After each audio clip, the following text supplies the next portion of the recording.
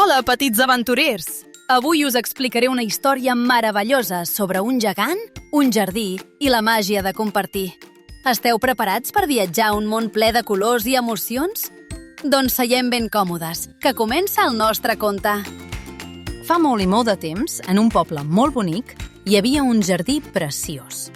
Era el jardí més meravellós que us pugueu imaginar. Tenia flors de tots els colors, arbres amb fruites delicioses i una gespa tan verda que semblava un tapís de vellut. Els nens del poble l'adoraven. Cada tarda, quan sortien de l'escola, els nens corrien cap al jardí.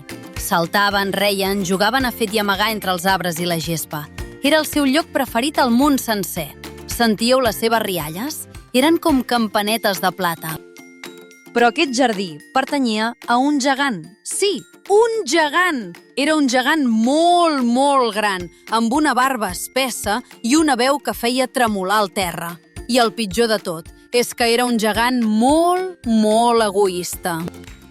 Un dia, el gegant va tornar a casa després de 7 anys de visita amb un amic. Quan va veure els nens jugant al seu jardí, es va enfadar moltíssim. La seva cara es va posar vermella com un tomàquet. «Què feu aquí?» va rugir el gegant amb una veu que va fer caure les fulles dels arbres.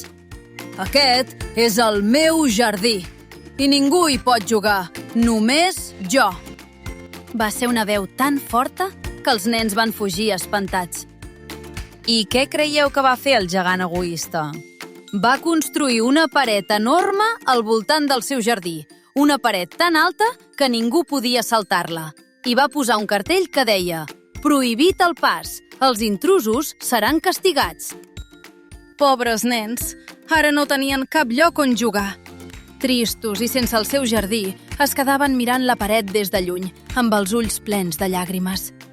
El jardí semblava tan solitari sense les seves rialles. I amb la paret va passar una cosa molt estranya. La primavera no va arribar al jardí del gegant. Mentre tot el poble les flors florien i els ocells cantaven, al jardí del gegant tot continuava sent hivern. La neu cobria la gespa, el gel brillava sobre els arbres i el vent fred bufava sense parar.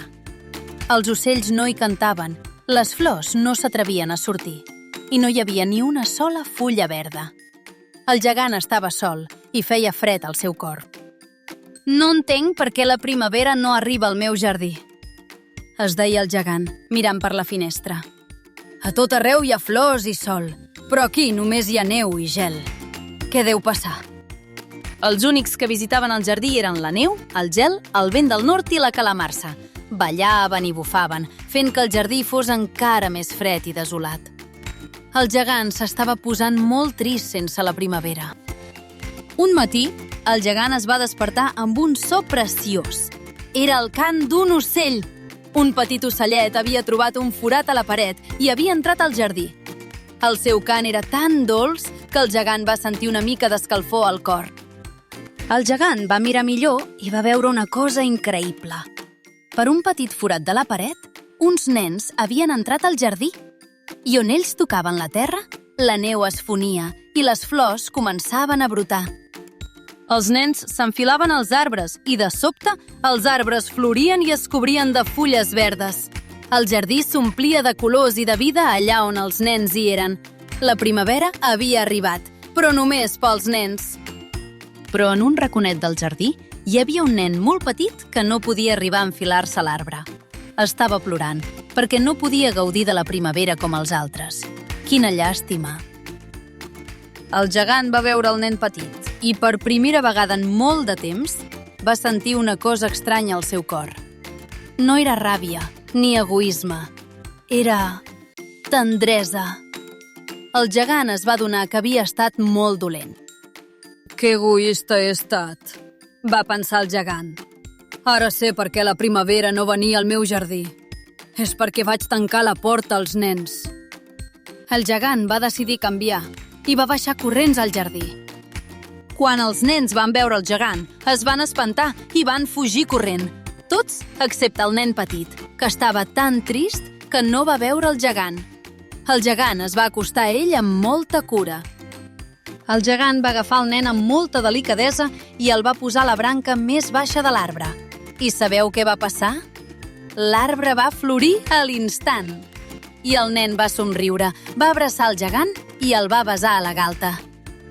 Quan els altres nens van veure que el gegant era bo, van tornar corrents al jardí i amb ells la primavera va arribar a tot el jardí. Flors, ocells, sol, tot va tornar a ser bonic i alegre. El gegant va enderrocar la paret. Des d'aquell dia, el gegant ja no va ser egoista. Va ser el millor amic dels nens i els va deixar jugar al seu jardí sempre que volguessin. I el jardí va ser el més bonic de tots, ple de rialles i de sol. El gegant va viure molts anys i sempre va tenir el seu jardí ple de nens i de primavera. Però el nen petit que l'havia besat, el gegant no el va tornar a veure. El trobava molt a faltar. Un dia, el gegant va veure el nen petit al racó del jardí, sota l'arbre. Però no era un nen normal. Tenia marques d'or a les mans i als peus. Era el petit Jesús i el va portar al jardí del cel. I així, el gegant va aprendre que compartir és la veritable felicitat. Fi!